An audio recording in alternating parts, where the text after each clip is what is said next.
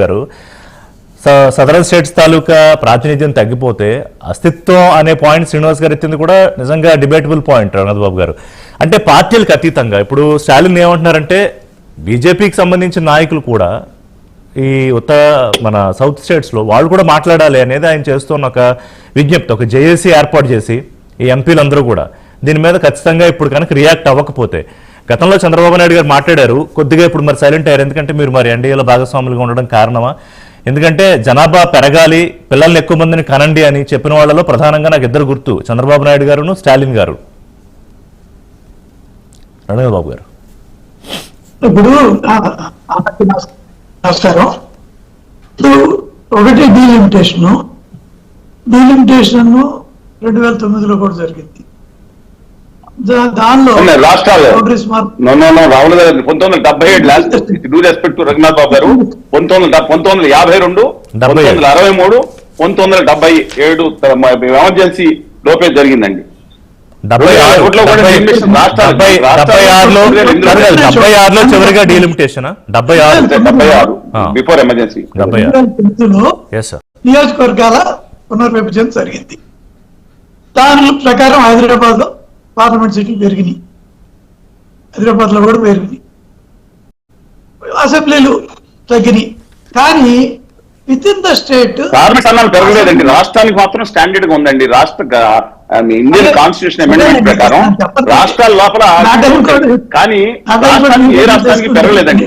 ఉత్తరప్రదేశ్ 80+5, 85 అలాగే మీకు నేను అడ్డొస్తారని దయచేసి అనుకోవద్దు.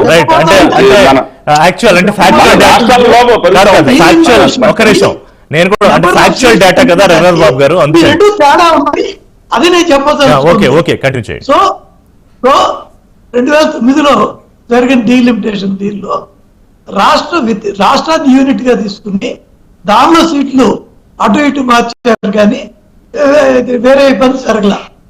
కానీ ఇప్పుడు ఏది ఈ జనాభా ప్రాతిపదికన కానీ లేకపోతే మొత్తం సీట్లే పెంచడం, అప్పుడు సీట్లు పెంచాల 2009లో, కానీ కాంగ్రెస్ మారిని, రిజర్వేషన్ మారింది. ఎగ్జాక్ట్లీ కానీ ఇప్పుడు 2000 ఇది జనాభా ప్రాతిపదికన పెంచేది. మేము కాలేజీలో చదువుకునే రోజుల్లో మాకు టీచర్ చెప్పేవారు, లెక్చరర్, 10 లక్షల జనాభాకి ఒక పార్లమెంటు, అదొక తమ్ముడు, ఎక్కువ ఉండొచ్చు తక్కువ ఉండొచ్చు. అప్పుడు 60 కోట్ల జనాభా, ఇప్పుడు 140, దాదాపు 25 లక్షలు ఒక పార్లమెంట్ ఉన్నారు. సరిగ్గా ఎక్కువ ఉంది తక్కువ ఉంది. ఇంకో పక్క ఈ ఉమెన్ రిజర్వేషన్ బిల్లు గురించి కూడా అటు కాంగ్రెస్ బీజేపీ అందరు ఇవ్వాలని ఉన్నారు. ఈవెన్ ములాయము అదే ఆ పార్టీలు కూడా, లాలూ యాదవ్ పార్టీ కూడా బీసీ రిజర్వేషన్ అనే పాయింట్ తెచ్చారు, కానీ ఆ మహిళల దానిలో బట్ మహిళలకు ఇవ్వద్దని వాళ్ళు అలా. కాబట్టి ఈ మహిళలకు కూడా మళ్ళీ ఇచ్చేటప్పుడు మళ్ళీ సంఖ్య ఇప్పుడు ఉన్న సీట్లు పురుషులకు కనీసం అంతన్నా ఉండేటట్టు చేస్తే ఒక 813 ఏమొస్తాయి.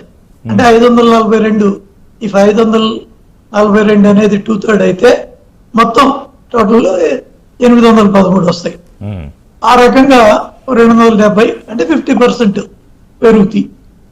అయితే ఇక్కడ క్వశ్చన్ ఏంటి, ఇప్పుడు రాష్ట్రాలకి ఇప్పుడు మనకి 25 ఉన్నాయి.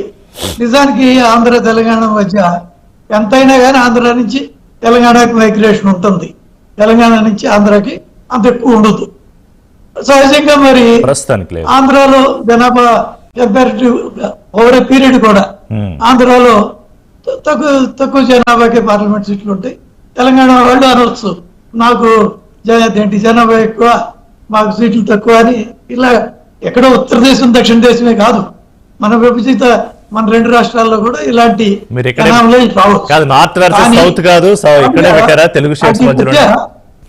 ఏదోనండి మా తెలుగు వాళ్ళు పెట్టమాకండి.